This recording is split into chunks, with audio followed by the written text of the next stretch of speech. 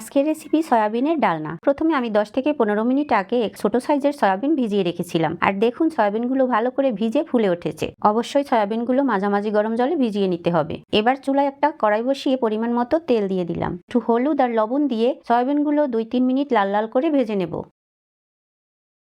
এবার কড়াইতে আরো একটু তেল দিয়ে দিলাম। তেলের মধ্যে ফোড়নে দিয়ে দিচ্ছি গোটা জিরা, শুকনো মরিচ, তেজপাতা, দারুচিনি। এবার এগুলো একটু ভাজা ভাজা হয়ে গেলে এর মধ্যে দুটো কেটে রাখা আলু দিয়ে ভেজে নিতে হবে। আলু ভেজে নেওয়ার সময় একটু হলুদ আর লবণ দিয়ে আলুগুলো সুন্দর করে ভেজে নিতে হবে। পরে মাঝখানটা একটু ফাঁকা করে নিলাম। হাফ চামচ আদা বাটা, হাফ চামচ কাশ্মীরি লঙ্কার গুঁড়ো আর তার সঙ্গে একটু দেশি মরিচের গুঁড়িও দিয়ে দিলাম। তো এই সঙ্গে আগে থেকে ভেজে রাখা সয়াবিনগুলো দিয়ে আরো কিছুক্ষণ কষিয়ে পরিমাণ মতো জল দিয়ে দিতে হবে। তারপরে স্বাদ মতো লবণ আর দুটো কাঁচা লঙ্কা চেরা দিয়ে ঢাকা দিয়ে 5 থেকে 10 মিনিট রান্না করে নিতে হবে। এই পর্যায়ে দিয়ে দেব বাদবাকি মশলাগুলো। আমি এখানে জিরার গুঁড়ি, ধনিয়ার গুঁড়ি আর গরম মশলা গুঁড়ি নিয়েছি। স্বাদ অনুযায়ী একটু চিনি দিয়ে নামিয়ে নিলাম আর গরম ভাতের সাথে পরিবেশন করে দিলাম।